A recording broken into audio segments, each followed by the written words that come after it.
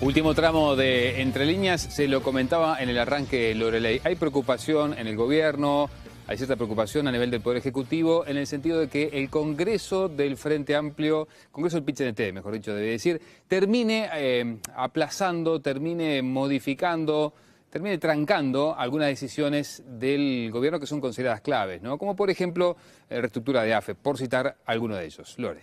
Sí, así es. El hecho de que la central sindical haya decidido postergar hasta octubre el congreso que se iba a realizar ahora en julio, preocupa a muchos integrantes del gobierno por entender que las disputas que se van a producir dentro del movimiento sindical para tratar de que las distintas tendencias puedan quedar reflejadas y representadas en el próximo congreso puede llevar a que proyectos que son considerados imprescindibles queden postergados justamente hasta que se resuelva cómo va a ser el nuevo panorama sindical. En ese sentido nos señalaban la reestructura de AFE, que si bien no necesita una ley especial, sí tiene oposición por parte del PIT-CNT, por parte de la mesa de coordinadora de entes, también de la Unión Ferroviaria, y consideran dentro del gobierno que muchos dirigentes del Frente Amplio, cuyos referentes sindicales están en disputa en el PIT-CNT, pueden tratar de postergar estos debates o de la falta de definición en el gobierno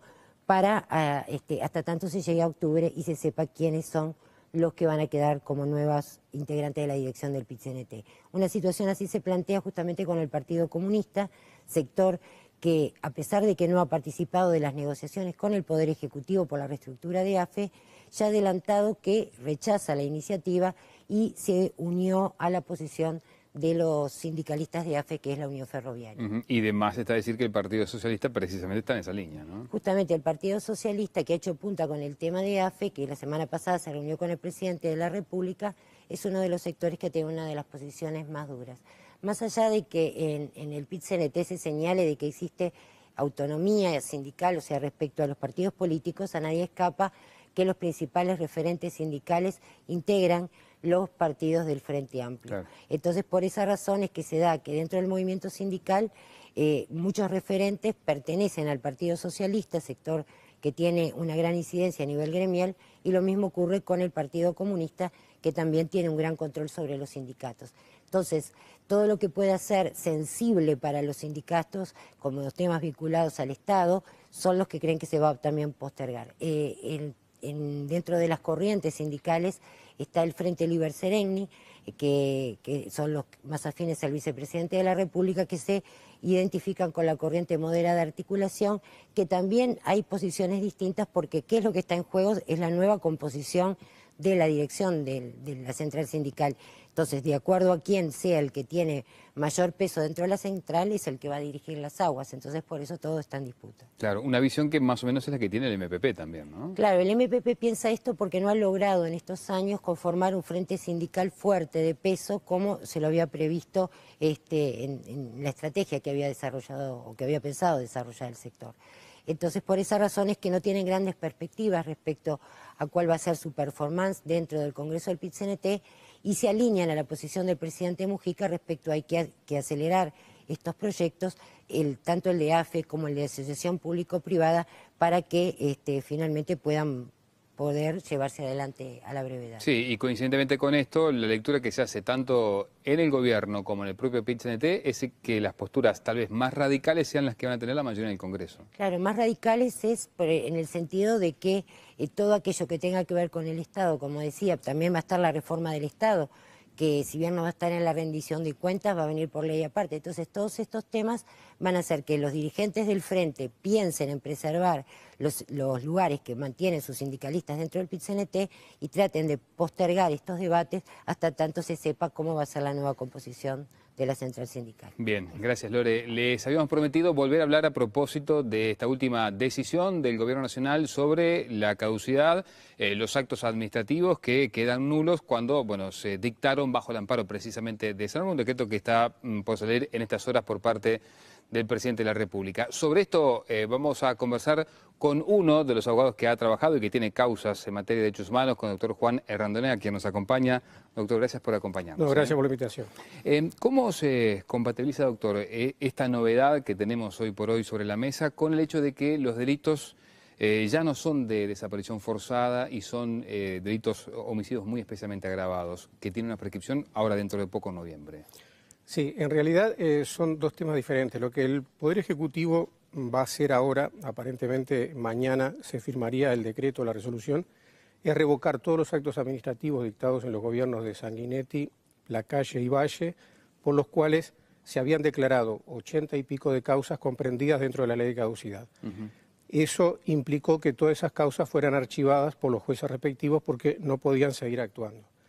El tema de lo que fue la sentencia de la Suprema Corte de Justicia de mayo pasado, que en realidad en un caso, que es el caso Gabazo y Arab, la Corte los condenó por homicidio muy especialmente agravado y no acogió la figura de la desaparición forzada. De ahí se han hecho interpretaciones en el sentido de que no admitiría delitos de lesa humanidad y que por lo tanto serían delitos prescriptibles, cosa que en realidad expresamente la Corte no ha dicho, porque incluso la doctora Guiance, la fiscal del caso, presentó un recurso de aclaración y ampliación que la Corte lo desestimó porque entendió que si se pronunciaba sobre el tema de si era o no de lesa humanidad y sobre el tema de la prescripción estaría prejuzgando porque no era relevante para ese caso concreto.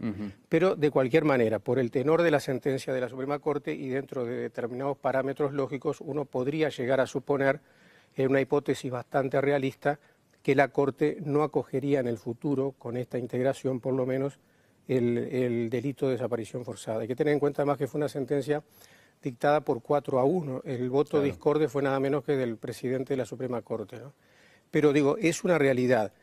El tema es que, y lo podemos arrabar con el fallo de la Corte Interamericana, que ese fallo recientemente recientemente no, fue en febrero que fue notificado el Estado uruguayo, impone la obligación al Estado uruguayo como tal, es decir, a todos sus poderes y órganos, de cumplir con ese fallo.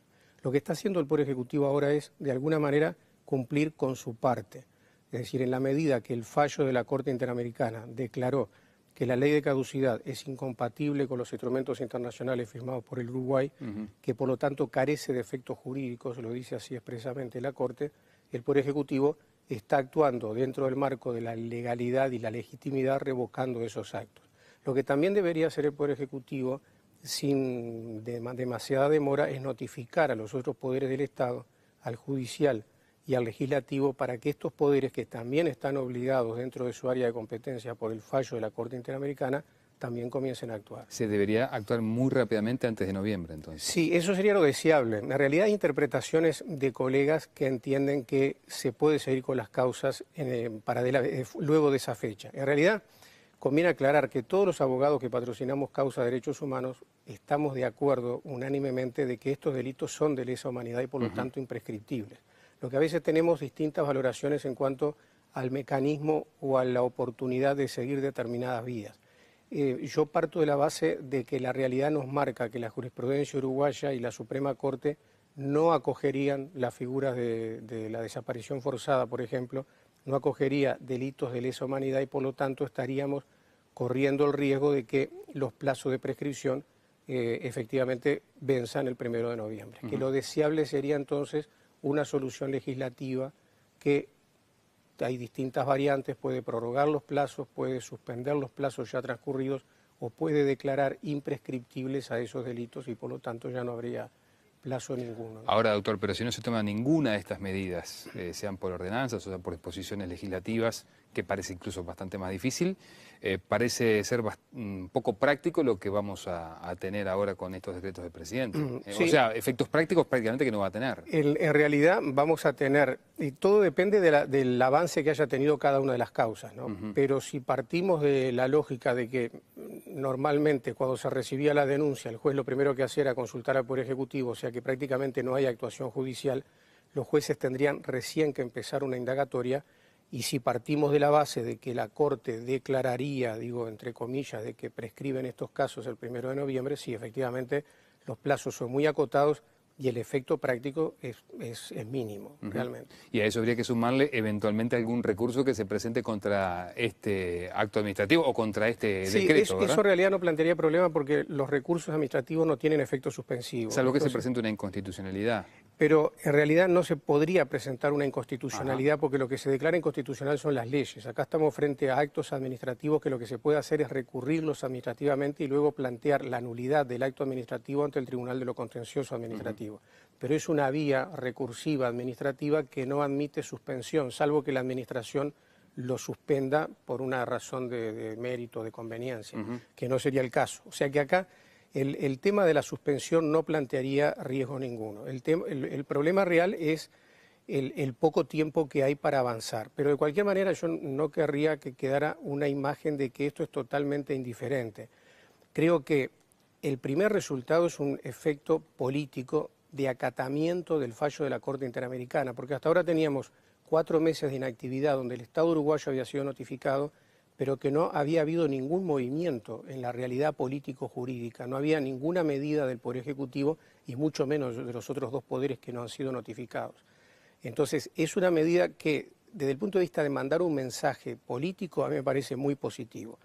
Hubiera sido deseable que se hiciera antes, pero también es cierto que esta propuesta surgió hace pocos meses a raíz de un planteo del doctor Martín Rizo, o sea, tampoco es que se haya manejado con mucha antelación. Y el gobierno creo que dentro de los plazos más o menos lógicos con que se manejan estas cosas, actúa correctamente, revocando todos esos actos administrativos que son manifiestamente ilegítimos. Doctor, gracias por acompañarnos por favor, esta noche. gracias a ustedes. Amigos, bueno, nos reencontramos la próxima semana. Que tengan una buena semana, que pasen muy bien. Nos vemos el próximo jueves. Chau, chau.